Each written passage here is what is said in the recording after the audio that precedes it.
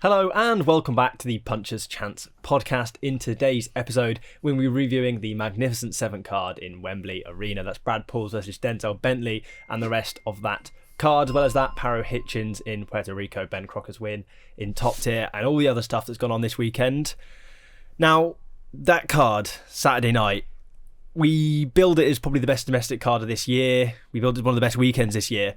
It turned out to probably be the most destructive card of the year. There were so many knockouts, wasn't there? A lot of knockouts that I wasn't expecting. I thought David Adeleye came from nowhere, in my opinion, and just absolutely destroyed Solomon Dacres and just proved that he's beyond English title level now. And Lawrence Okolie, people were concerned about his weight. What was he, 260 pound or something? Yeah. A bit too heavy, a lot of people were saying. And after the fight, Lawrence Okolie was like, oh, well, I didn't feel... I felt light on my feet and all that, but that was only because he boxed one round. You're going to feel nothing. But no, it was a good night. I thought Pierre Soleri started the night off with an incredible stoppage, and that main event, it lived up to the hype, I thought, and credit to both men. And Denzel Bentley now, wow, he can move on to bigger and better things now. But Brad Pauls now can come back from that. Yeah, absolutely. I think that that main event was just a great fight. I had it probably a little bit closer on the cards. I did think Denzel Bentley was going to get the result, and he did, and he probably deserved it. But I think Brad Pauls did better than I expected him to do well. I thought he did really, really well. It was a great fight, wasn't it? It looked really good. I've only caught the highlights of it, but it looked like it was a bit of back and forth. Like both of them landed some big shots, to be fair. But do you think Bentley goes back at Nathan Heaney, tries to... No, I think it's the Janabek fight that Frank was calling for. And Bentley was calling for. I think that's the obvious fight. Yeah. They asked him about Hamza Shiraz, and he basically said, "Why do you constantly ask me about Hamza Shiraz? Why aren't you asking Hamza Shiraz about me?" Sort of thing.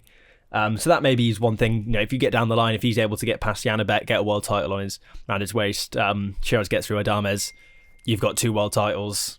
Stick them together, and I think it'd be a difficult fight for Bentley, but that's a good fight, that, isn't it?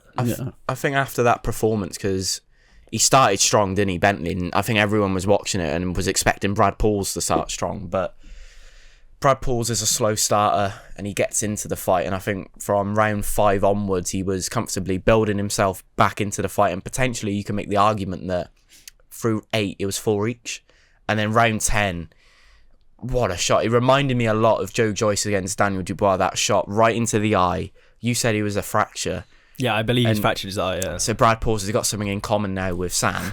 He's got a fractured eye, if you didn't know already. But no, it was a great fight, wasn't it? And these domestic dust-ups we've been treated to a lot this year, and it was definitely up there with some of the best. Yeah, and being in the arena as well, you know, Brad Pauls, we've spoken a lot about fighting Cornwall and how that can't happen for the hospital reasons, but he does bring Cornwall to wherever he goes. He sold a lot of tickets. It was loud in there. The walkouts were brilliant. It was just I mean, it wasn't completely full. I reckon it's probably one of those cards that did really well on TNT, maybe hasn't done quite so well in the arena. It wasn't completely full, but it was just such a good event in terms of the fights, the quality of the fights, everyone having a competition with one another, you know, to get a finish. And a crazy thing to say, one man who couldn't get a finish was Sam Noakes. That's not something you often say, is it? No, I think... Well, I was expecting a tough fight there, and Ryan Walsh, he put up a decent performance there, but Sam Noakes just proves yet again he is something very, very special in his division, and he's another one now that can look at 2025 as a year where he can now start looking at a world title shots and all that, because with a performance like that was in a way one-sided, but he looked very good, and yeah, like I said, he can move on to a world title shot now. Must be the aim now for him, and get him over to Saudi. Well, I don't know if you saw what Turki Al-Sheikh tweeted.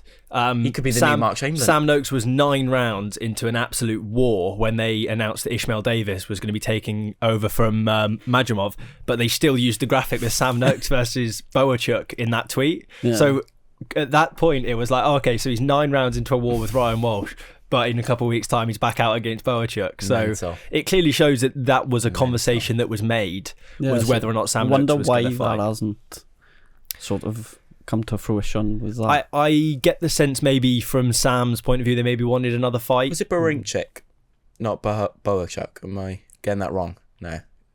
I think it is Brinchik, you're right. Yeah. Sorry, I'm just... No, you are. Yeah, it is Brinchik. The bees. The bees. But yeah, I think it's from Sam's side that they maybe wanted. Because I saw that poster and I was confused. I was like, it was a bit like Israel Madrimov. I was like thinking, how can he fight on December 21st and then fight February 22nd? He's pulled out with an illness. We all know that potentially that could be false. I'm not saying it's false, but I am. But Ishmael Davis, I think he's got the biggest set of out of everyone in British boxing. I think we'll save that for the Fury preview because there's so many good fights this weekend. We could talk about that for 5 minutes. Noakes' world title shot next year. Though. Yeah, absolutely. Because that fight was for the British, Commonwealth, WBA International. He's won the European. Yeah. So he's won everything other than a world title now, and he hasn't had a world title shot. So yeah, exactly. In 16-0, 14 knockouts. Those 2 non-knockouts coming against someone like Ryan Walsh, who's never been stopped, and Ivan Mendy, who's just tough as anything. I couldn't believe Ryan Walsh was still in there, to be honest with you. I think I can't remember who I was speaking to. Someone said they spoke to Ryan in the week, and he said that he's told his team not to pull him out, and if the ref stops the fight and he's still on his feet, he'll punch the ref. So he was determined to get to that 12-round bell, whether he was winning it or not. And I don't think he won a round.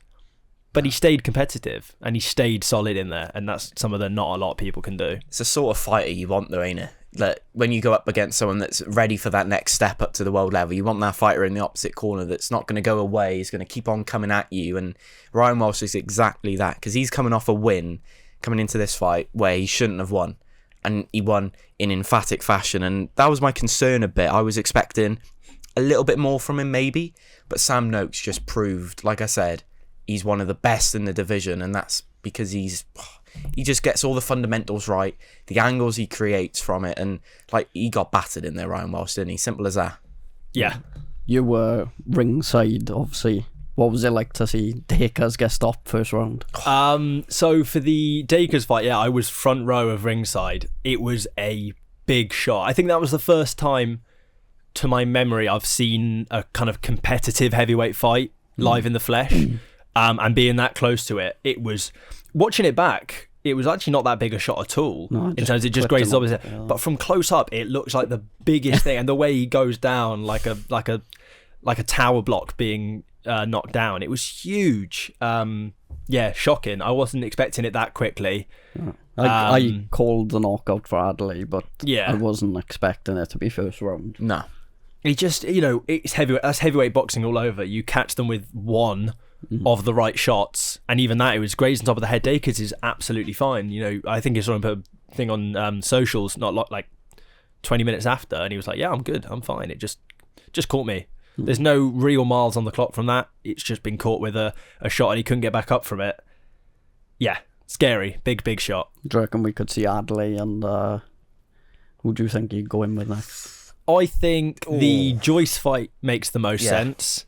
I think I'd the love Joyce to see fight. him on Fabio Wardley again, though. I think Fabio Wardley wants to move on past. I think Lawrence Okolie. Dillian White. I want maybe another fight for Lawrence Okolie at heavyweight, or a couple fights before he really starts competing with top fighters. It's mad to look at him and think he used to fight the Cruiserweight, all the size on him. Oh, mental. I mean, there's £60 difference between what he weighed in on fight night and what he was weighing in Cruiserweight. It's obscene.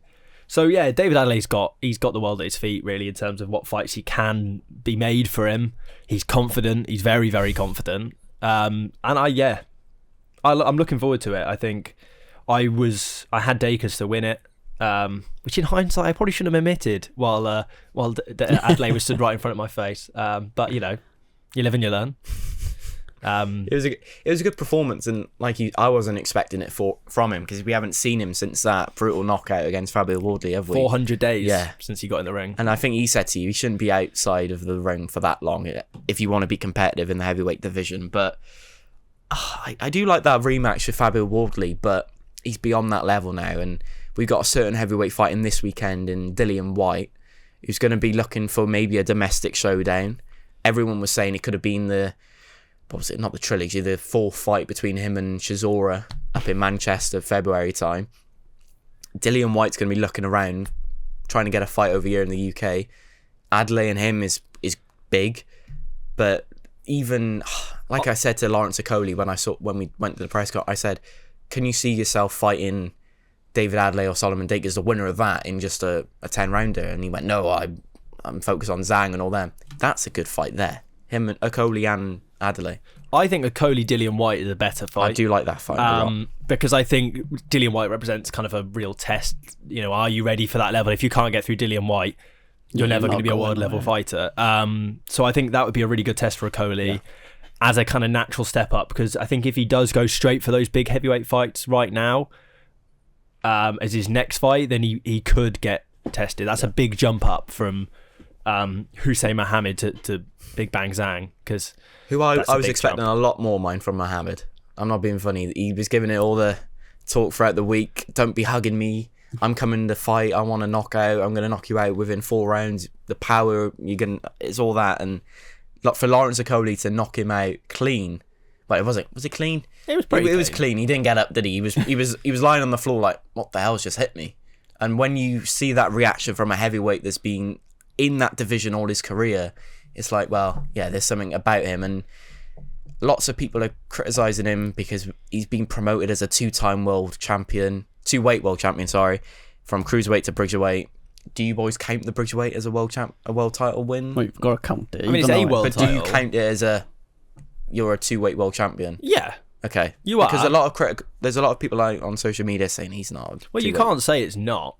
Exactly. I'm not saying it's not, but there's been lots of champions that have been world champions within poor divisions at the time. It doesn't make them any less of a world champion. Everyone knows the context in which they received that world title, but you're still a world champ. Can you see by the start of, because we're probably now, he won't fight for a world title until maybe end of 2025, 2026. Can you see Lawrence Okolie becoming a 3-weight world champion? No. No? You can't see him winning he's still got a long list of heavyweights that he needs to... There's a big waiting list in terms of people who are waiting for those world title shots. But after this fight on December 21st, all these world titles surely will get fragmented down into the division. So Usyk Fury, yeah, whoever wins that probably fights the winner of Dubois Parker to get the IBF and get undisputed again. And then, let's say they lose the WBC things, the winner of Ajit Kayabel versus Zhang gets the WBC, so there's that one. But then you've got Okolie to fit in there, you've got Joshua to get back in there, you've got Parker will probably want another fight, he's only had the one loss. There's such a waiting list. Do you know another heavyweight that you have to put into the mix now who fought on Saturday night? Kubrat Pulev is now the WBA regular heavyweight champion, so he's got a shot now.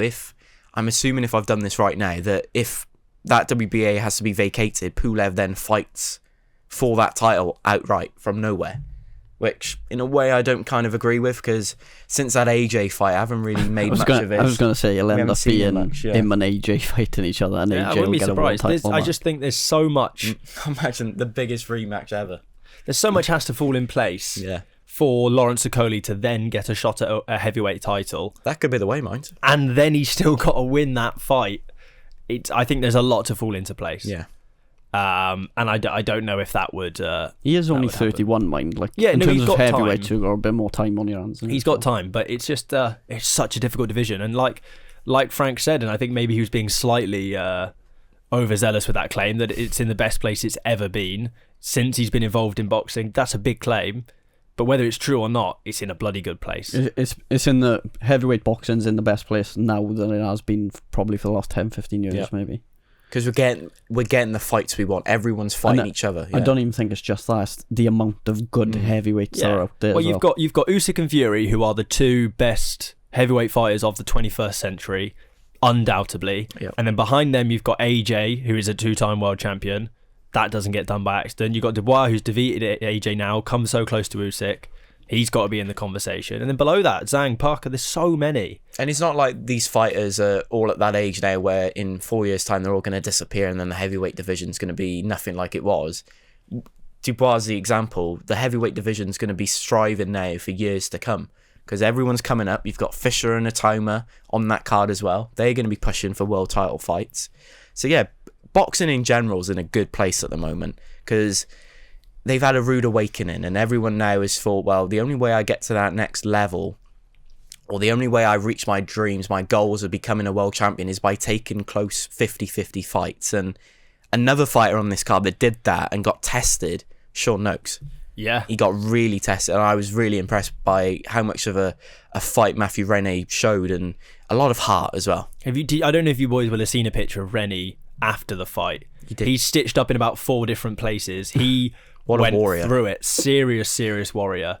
Sean thought he was going to get him out of there in that 5th, I think it was, round, but he just stayed in there. He was so solid, and actually at points very, very good skill. He looked really quality. Well, I put in the group chat, didn't I? I said Rene started quite well. Yeah, I had him through 4 rounds. I had him up, so he was a good start, and I think he just felt the pace of it maybe, and the experience of Noakes probably shown as the fight went on. I think Noakes as well done well to target the body as well as the head and slow him down a little bit. And in that 5th round and the 6th round, when he was able to hurt him, Rennie was holding his feet a little bit too much. He wasn't moving the same way, and I would be confident to say that was because he's worked him to the body and he slowed down. And then as the fight kind of got towards the end, he was able to pick up the pace a little bit more and move away from Sean, but the damage was kind of done at that point. Great performance from both of them. Sean and Sam both put on brilliant performances, but Sean, you've now got to be saying, we were talking last week about how good that division is. He's put himself up there for big fights now coming up. It's a tough division to work through on there. You look at the names, like just domestically, like you got Conor Benn, Crocker, Eubank, McKinson, Scarf, Essuman, and then you got like people like Ursula coming through as well. Elliot Whale. There's so many good fighters come through. It's hard to see where, like, how you squeeze them all into. How they all get a title. It's like, how do you give them like a 50-50 share of it all? Well, that seems to be all that Sean was asked about, to be honest. He was like, I just want a prettier belt. Which is fair enough, you know. Who can blame him? It's got to be, you pushing for British title now, obviously, you know, but like we said, it's just so many names. It's depending on who you get in there with. And Harry Scarf? Well, I think Scarf's still the British, technically. He is, isn't he? But he's probably going a bit beyond that now. Essuman? He seems to be... Essuman's, that would be an unbelievable fight, those two, again. Pure war. Would be a really great fight. After I seen a tournament this weekend, I wouldn't be against them just making one big... Oh, imagine that. One big welterweight tournament. For the British title. Like what Boxer did. 4 quarterfinals, a semi-final and a final, all in one night. Yeah, I don't see him doing it. But then you've also got... you've got Lee Cutler fighting, haven't you? Stephen McKenna. Which is going to be an unbelievable fight for the WBC International, I think it is. So... like, it's just such a division. It's a phenomenal division. That's got Hagler Hearns written all over it again. Yeah, that's a serious fight. So I don't know. I don't know where Sean fits in. I'm sure he will, and I know he'll come good. He just wants to get a pretty belt. That's what he needs. That's all he needs. You know, Commonwealth. Let's go to Primark. I'm sure there's some nice ones there. But yeah, on that website you were looking at the other week. Yeah. No, I think I don't know. I'm sure he'll get there. Or international routes. There's plenty of routes these days for titles and that kind of put you in ranking places. So I think Queensberry and Frank will be looking at different ways they can get him up towards the division without necessarily putting him straight into a fight against Harry Scarf or Essuman or someone like this. We'll see. And then a man who you talk about has a bit of time on their hands when you said Okolie, a man who's got a hell of a lot of time on his hand, Alois Yumbi. Forgot about that. Absolutely iced Lewis Oakford. Supremely confident in that fight. Really, really impressive. He's still got 100% knockout rate, doesn't he, with his wins? I don't know, actually. Since his first he obviously lost fight, his debut fight, but I think he's gone on 8 stoppages in a row now. That's not bad going, That's not bad going. He looks to be a problem. He's confident. When he left the ring, I walked past him. I was heading back to my seat, and he just had this kind of like look in his eyes. He was wired, and he just turned up there, and I think he was screaming at Lewis Oakford to get up after he dropped him because he wanted to keep fighting, which is maybe a bit of a rookie mistake there as well, mine, because the referee, instead of started doing his count for Oakford, he actually was trying to get him into the corner, and Junior was not moving at all. He was jumping all around, but no, it was a hell of a performance. And like you said, all these knockdowns this weekend, knockouts, were just incredible, and I really thought Oakford could test him and take Junior to places that he hasn't been before and take him into deep waters and really see what he's all about. And listen, that performance on there, this was he a cruiserweight now? Cruiserweight. Another division in Britain that's thriving at the moment. They're just busy, aren't they? There's so many great fights. Isaac Chamberlain for him would be unbelievable. I was going to say I'd like to see with obviously Chef Clark's fighting this weekend for a European title, if he moves on from the British, Vidal Riley and Yumbi together That'd be a for a great British fight. title. I don't know if that would maybe be a little bit soon for Yumbi. I think he's got and so much obviously time. it's Boxer and Queensberry, so you're probably not getting It's probably never happening, yeah. But I suppose that's the same with Chamberlain as well, isn't it? So, you've got to find fights for them eventually. It's just, it's phenomenal. It's unbelievable. And Royston Barney-Smith, again, found his sort of finding his man strength. Another one who's only young. I think he's only 20. Unbelievable body shot to drop him. It's no surprise when you've got Ben Davison in the corner that you're going to find a way to get the man out of there, and he did that really in quite impressive fashion. It's mad. 13-0 with 20. Yeah. He just racked up. How many fights has he had this year? I feel like he he's must be been out fighting, a lot, yeah. hasn't he? But like you said, though, he was saying I think it was a press conference, he's got a hell of a relationship with Frank Warren, and I think when you have that sort of bond with a big promoter like him, you're going to be out a lot, and he promised a knockout, and well, he got that, didn't he? And his opponent was game mind. When he went down the first time around, he didn't like cover up, just trying to survive. He was giving it back to him. So yeah, it was a really good performance by Barney, and he's another one now that in 2025 you would like to see move on a little bit now and actually get tested a bit. And I think that's probably the next wise move for him now, is to get him into a fight where it's either a 50-50 or a 60-40 sort of fight, where the opponent he's going to fight does have a training camp for him and he's focused on him. And he's another one that you can see by the end of 2025 could be up there with world titles, but he has to start taking some big fights now. And I think the next fight logically now has to be for a title.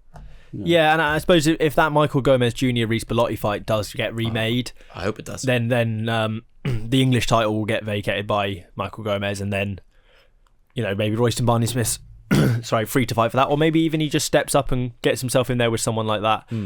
I do think you'll need you want a bit more of a test between now and then, but that's the hot topic this weekend, on is testing your prospects. And and we'll get onto that when we go on to the Paro Hitchins card. I'm just looking other fights on that card that are worth mentioning. Like we said, Pierce O'Leary, Big Bang, not Big Bang Zhang, Big Bang Pierce O'Leary.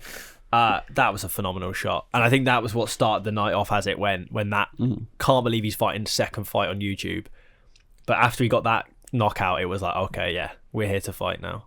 I haven't actually caught that one. Maybe that knockout was a way of saying, I don't want to be on these prelims anymore. Put me on the main card. Beautiful shot. He times it so well. He's pure timing, and he's confident. He's supremely confident. He really wants to fight in Ireland. Didn't he main event a fight card over there when Rashid Omar fought over there? I want to say he might have been the main event. Quite possibly, yeah. I can't remember, but he doesn't. Confident. How can I say this, Paul? He doesn't look like a boxer, does he? I know what you mean. Yeah. He doesn't have that sense of you beat people up for a living. Yeah, he does look. When you watch him at the press conference, unassuming. Yeah. Don't judge a book by its cover, eh? Absolutely not, because he's a problem. I mean, he's what, I think 16-0 now. He's ready for big fights, and those big nights over in Ireland, mine are incredible. When you watch them, the atmosphere. Queensberry hasn't been over there they've been over there, but they haven't been over there for a massive show, and he could potentially be that flag bearer of getting Queensberry over there and getting him a big fight, because Katie Taylor's been over there. We've seen the atmosphere. They're some of the best fans in the world, the Irish. Yeah, and I guess maybe if you have Katie Taylor and Chantal Cameron fighting again in Ireland, then you could maybe build a card with some Irish fighters on the undercard, including Pierce O'Leary, which would be great to see. A card where that was the idea, like we said last week, with some Puerto Ricans on the card until Liam Paro put a spanner in the works. But then Richardson Hitchins, you've got to say to it, fair play to him, because he done really well against Paro, and he fairly won that fight. Got the game plan right, didn't he? I think that's something that is talked about, because in his last fight he didn't look great against Lemos. A lot of people had question marks whether did he win, did he lose, and all that. But I was expecting a lot more from Liam Paro, from coming off that win against Sabriel Matias in Puerto Rico. I was expecting him to be like, this is my home yard now, mate. You had to come in here, I'm going to make it hard. But for me, Hitchins just applied the pressure, kept coming forward, and was just picking off rounds. Sometimes had a round off and then gave it to Paro, but the judges' scorecard, I want to say one of them scored at 117, 112 in favour of Paro. Yeah, I don't know 117, what 111 even. We're going to have it in boxing. We've had it with Gavin Gwynn. We're not going to talk about that because we can probably still talk about that fight for another half an hour. But what are they watching? Like, how can you... Even Chris Mannix, of people that score fight cards that isn't the best, even he was giving it in favour of Richardson Hitchins. And yeah, I don't get it sometimes. When you watch a fight, you feel like, am I actually watching the same fight as a judge? But no. Yeah, I mean, and there's some fights, like with the Paul Bentley one, there was lots of close rounds, and so if you gave each of those close rounds to one fighter, you can see how a card can start to widen slightly. In this one, I feel like it was fairly black and white who won each round. There wasn't many rounds I think, either man could have got that. I kind of thought, that was a Paro round, or that was a Hitchins round. So where they got 117 and 111 compared to 112, 116, which is about where I had it, God knows what you're watching. It can be really frustrating on it. Like you said, it'd be nice. You said last week or the week before, it'd be nice to just sort of get some sort of understanding from these referees of why they've scored these fights a certain way. But it is always so difficult because it's a game of opinion at the end of the day. So all they have to say is, that's how I seen it, and there's nothing much you can really do with it. The UFC, now, I was watching 310, I think it was, a pay-per-view, and Volkov and Cyril Gane in the heavyweight division had their fight. Cyril Gane won, but it should have been Volkov. Dana White then, in the post-fight press conference, said that he had the leader from the commission, the boss, come over to him and explain to him what they scored the fight. So they can do it. So I don't get why can't they have someone who... You see how many people are around ringside. There's 20 plus there, all doing different jobs. Why can't they have one person there that explains the reasoning behind their scoring? Yeah, I don't know. I suppose then they'd have to have a reason for it, I suppose. But if they do it in the UFC, where there's been some bad decisions in the past and they openly admit that they sometimes get it wrong, why can't we have it in boxing? Yeah. Ultimately, though, at least in this one, the right man won, and it was the right result.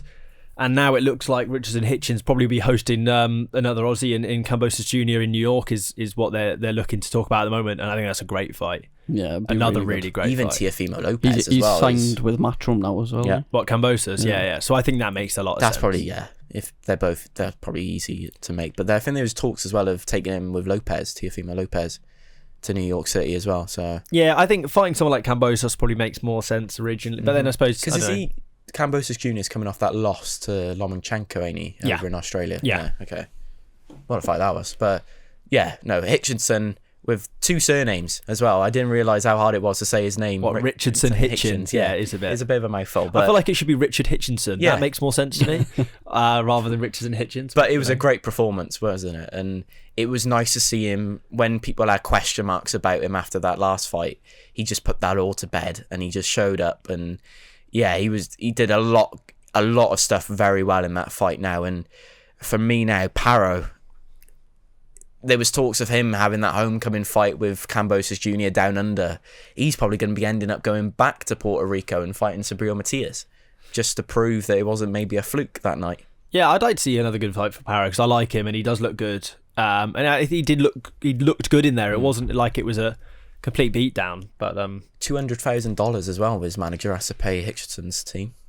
What, for the bet? Yeah, I don't know why people do that. I don't. Yeah, that's so dumb. There's no contract. Do they ever actually pay each other? I don't know. Just see it. It's just a lose-lose at that point. You've now watched your fighter lose and you're out of pocket. Yeah. I don't know. So on to that one we mentioned earlier, with obviously Mark Castro's loss and Jalil Hackett's loss as well, narrow loss. People questioning Eddie Hearn, saying, "Oh, you're rushing your prospects. You're this, that, and the other." What's the thoughts on it?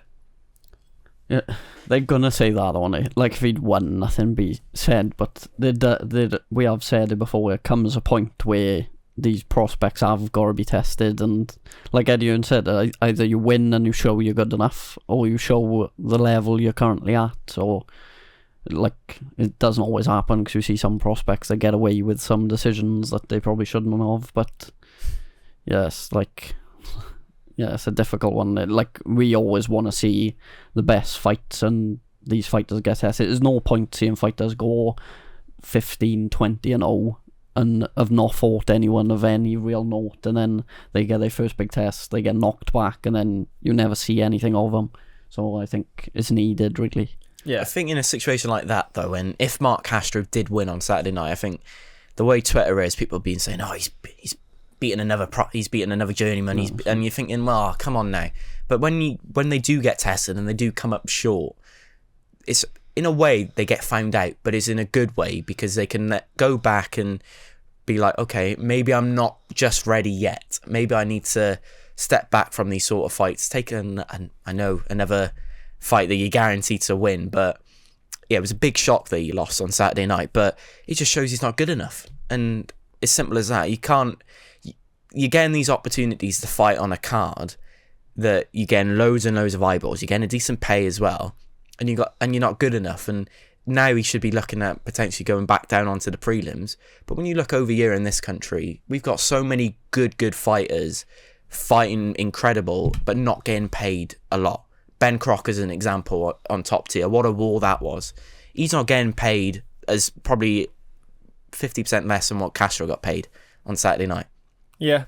And he's fighting big fights. And people are saying, oh, Eddie Hearn's thrown his prospects under the bus. No, Eddie Hearn's just seeing if they're ready or not, to see if the investment was worth it in the meet. I think some people still have that sense in boxing as well, as once you lose, that's you done. Yeah. Not It's anymore. Like, some Not people anymore. have that sort of, they look at a fighter once they've lost, they're like, oh, he's no good. But like fighters we've seen, how many fighters have we seen that come, well, Bentley's a great example. He lost that fight to Heaney, and now next year he's looking at a world title shot again. Yeah, so Joseph Parker in the heavyweight division. Daniel Dubois is the one that I look at and Lost be like, to Joe Joyce, yeah. And everyone was saying he's never going to be a world champion. He's not even British level.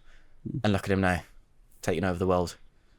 Yeah, I don't know. I think as well, not every fighter's a future world champion. Every prospect that comes through is not going to. So you don't have to promote them delicately and intricately up to this world title, and then they go undisputed, and then they move up a weight division, because they're not. They might not be that. They might be a European champion, or they might be a WBC international champion. That's their ceiling.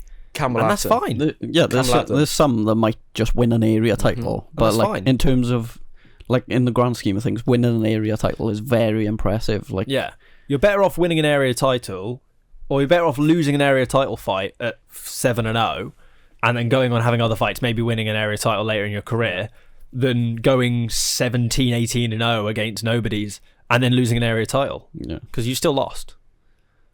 Oh, I agree. But at that point, you don't have the time, or you don't have the time to come back for it. So, I don't know. I'm all for prospects getting tested early on in their career, and I think we're seeing it more and more now. And fair play for Eddie Hearn for standing up for himself and being like, well, I do it. I give him tests. I give him fights that I know they're going to beat, and then I get shot down for doing that. And then when I give them a sort of 50-50 and they come up short, I get shot down for that. So you can't win in those situations, but it is what it is. And like you said, the O now is not so important in a lot of cases in boxing, because there's so many fights out there, and you can still make a hell of a career by, fighting and still having losses on your record. So it's not the end of the world if you lose nowadays. Nah, I don't think so. And then lastly, before we finish up, you mentioned it slightly, Ben Crocker picking up the IBF European in Brentwood on the Top Tier show. Ben, you were there. What do you make of it? It was close. I think the night they even said themselves that was it 97, 93 or 97, 94 scorecard was a bit wider than even they were expecting. But God, you could really sense in it where you were waiting for those scorecards. No one knew what was going to come. It was that close, I think. But fair play, he's got back-to-back wins over Stelios now. European champion, he's up. I think he moves up to in the top 15 in Britain. He wants a shot at going over to Saudi if they can make that happen. He wants the money fights, which I don't blame him for. But yeah, it's a massive win. Like, to get a European title, you are technically one step away from those sort of world title level fights at that point. So I think it's just continuing to build. That's a perfect example of he was the first fighter main event that we covered as a sort of channel. He was what was he, 11-0 going into that fight, and now Yeah. at 14-0 he's a European champion, and that all comes off the back of that first fight against Stelios. He jumped in as the away fighter, took the risk where he was expected. I think most people, they had Stelios as the favourite going into that first fight, and now he's a European champion and has set himself up for, in terms of 2025, it's a massive year for him now. It's Yeah. big fights only now for Mina. No, I think he's past that level now where But he he's can deserved it. maybe he can come back to Swansea and fight at the Brangwyn Hall. I think he's beyond that now, and it's all about now him getting signed by one of the big boys. That's what I would love to see for him now. He deserves it. That's the one thing he's missing now, is a promotional deal. Not having to sell tickets will help him massively if he's on a promotion, can just put his full focus into training, improving, and get another big shot next year, I think. Yeah, fingers crossed. I'm sure we'll catch up with Ben at some point soon on the channel, so subscribe, stick around for that. We'll get an interview with him on there. Other than that, pretty much wraps it up for, like we said, a brilliant weekend, a busy weekend. I just want to say as well, if anyone hasn't seen the tournament, Chaos. Ursu was really good. Another one we spoke. Konstantin Ursu, But the final of that tournament that they done is one of the best 9 minutes of boxing I've ever seen. It was 5 knockdowns. The winner of the tournament got a knockdown with a second left in the final round to win the fight. So it was so good to watch. Fair, gonna have to catch up on that one. I missed that one. I only watched the 2 semi-finals. I was busy driving back on Saturday. I wasn't going to get back and watch that. I got back just in time for the Hitchins fight. But unbelievable weekend. Cracking one. On to next couple of weeks. Obviously, Fury Usyk coming up soon. Christmas, all good stuff. So subscribe, plenty of content to come. Thank you all for listening, and we'll see you later on in the week. Punches chance.